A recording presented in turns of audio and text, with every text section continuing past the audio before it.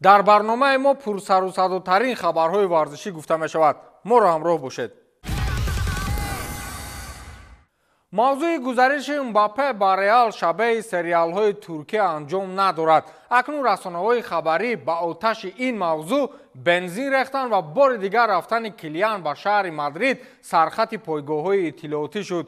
хабаррасонии Марка иттилоъ дод, ки Мбаппе ПСЖ-ро огоҳ кардааст, ки ин тобистон дар ниҳоят аз дастан меравад. ҳамчунин пойгоҳи барҷастаи Марка хабар дод, ки дар баробари огоҳ кардани ПСЖ аз ҷониби Мбаппе, ҳамчунин ӯ Реалро низ хотиррасон намудааст, ки ин тобистон чунин қарор дорад. мақсадаш ҳамин, ки агар Реал омода бошад, пас ба гуфтушунид барояд. чанд вақти охир чунин хабарҳо пайдо шуд, ки гӯё Мбаппе ва Реал дар мавзӯи гузариш ва нарху навои трансферӣ ба қавле чақчақ доранд. аммо инро худи фаронсавӣ рад кард ва изҳор намуд, ки мо бо Реал то ҳол ягон гуфтушуниди расмӣ надоштем.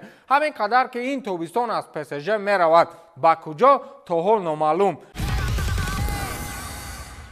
бавария таҳти сармураббигии Томас Тухели шӯрбахт марҳилаи бадтарини фаъолиятро дар чанд соли охир пушти сар мекунанд. шикасти торумории охир дар Бундеслига аз ҷониби Байери Алонсо ва ҳаминак аз дасти Латсиои Италия дар бозии аввали марҳилаи якашниҳоии Лигаи Чемпионҳо дар довартарин бархӯрдҳои охири дастаи Мюнхенӣ буд, ки кор то муҳокимаи ҷиддӣ атрофи истеъфои Тухел меравад. ҳоло ягон изҳороти расмӣ нисбати истеъфои Тухел нест. ҳарчанд Оливер Кан чанде пеш гуфт, ки мо ба нақшаҳои мутахассиси олмонӣ боварӣ дорем, аммо гапу овозаҳо ин мавзӯъро ба истеъфои эҳтимолӣ раҳнамоӣ мекунанд. Тухел ҳам барои аз об хушк баромадан ин нокомиҳоро бар дӯши футболбозон бор мекунад. ӯ аз минбари баланд ба шогирдонаш эътироз кардааст, ки он хеле, ки ман шуморо пеш аз омадан бозингарони беҳтарин мешуморидам, арзанда набудаед. ман акнун маҷбур ҳастам, ки ба истеъдоди шумо мутобиқ шавам ва ягон тактикаи хоса пайдо намоям.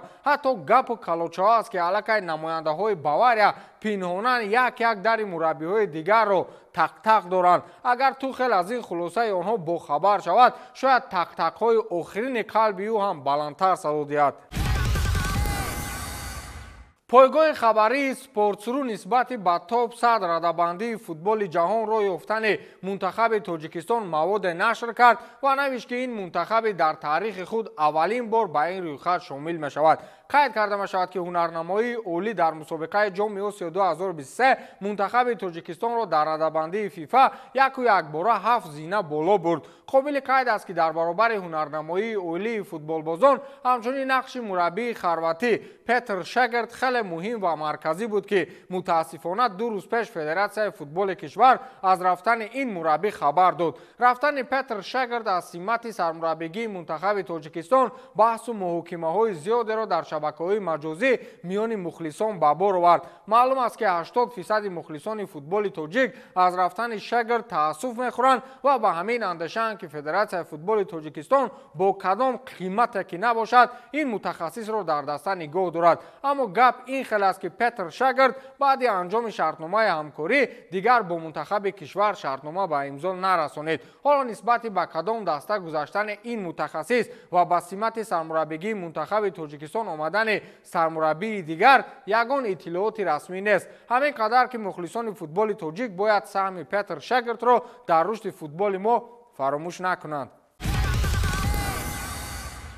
дирӯз як хабари аламоваре дар фазои футболи Барселона расонаӣ шуд. Жоан Казалс, яке аз сарсупурдатарин мухлиси дастаи каталонӣ, дунёро падруд гуфт. ӯ то ҳадде миёни мухлисони даста машҳур буд, ки ҳатто ӯро бобои барселонагиҳо унвон дода буданд. Жоан Казалс ба иттилои 40 соли охир ягон бозии хонагии Барселонаро сарфи назар накардааст ва ба образи як ҳайкали бо номи бобои барселонагиҳо, ки дар пушти майдони Камп Ноу соли 1920 гузошта шудааст, ба майдон меомад. ин ҳайкалча дар тан пироҳану шорти Барса дорад ва ришу мӯйлабаш низ баланд аст, ки Жоан Казалс айнан худро шабеҳи ҳайкалчаи бобои барселонагиҳо карда буд ва 40 соли охир ба ҳамин образ зиндагӣ мекард, ки баъдан мухлисони даста ба ӯ унвони бобои барселонагиҳоро раво донистанд. хурду калон ӯро мешинохт ва то ҳадде машҳур буд, ки вақти бозиҳо зиёди вақташ ба додани соядаст ба мухлисони даста мегузашт. дирӯз ин мухлиси дастон футболбозони каталонӣ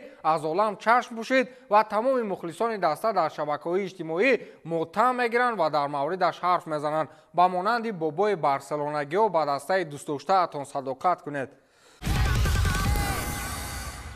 тавсифи дубораи Роналдо аз ҷониби Жозе Мауриньо.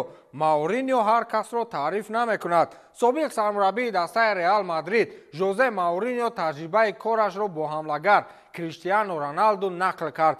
португалиягӣ аз соли 2010 то соли 2013 ҳамроҳ ба Роналду дар Реал буд. ӯ гуфтааст ки дар бозие ки бо Леванте 5-0 ғалаба мекунӣ ва мегӯӣ ки Роналду ту бояд истироҳат кунӣ, вале ӯ мегӯяд ки не ман боз гол мезанам. бо чунин одам дар як киштӣ шино кардан хушбахтӣ аст. ба шумо лозим нест ки ӯро таълим диҳед. ба шумо танҳо лозим аст ки хушбахт бошед ва бозии мувофиқеро созед. ӯ дар финали ҷоми Испания ба дарвозаи Барселона голи олиҷаноб зад. одамон дар он ҷо шояд дар бораи кӣ будани ӯ фаҳмиданд. ба шумо лозим нест ки ба Криштиану масъулият, ангеза, шӯҳратпарастӣ ё техника диҳед. ба шумо танҳо як роҳнамоии тактикӣ лозим аст ва ӯро ором ва хушбахт гузоред, гуфтааст Жозе Мауриньо.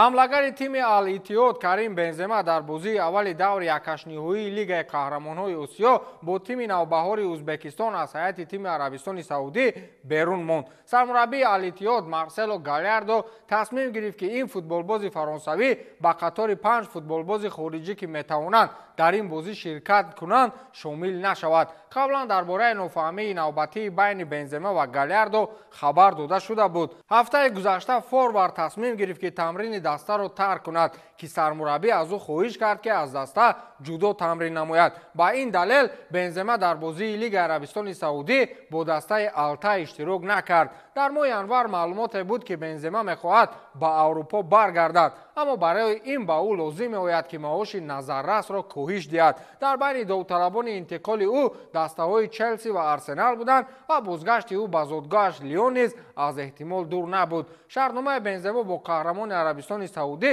то тобистони соли 2026 амалӣ мекунад. дар мавсими ҷорӣ собиқ бозингари Реал Мадрид дар 20 бозӣ дар тамоми мусобиқаҳо 12 гол ва 5 партофти головар кардааст. ба ҳамин тамом то дидори навбатӣ хайр.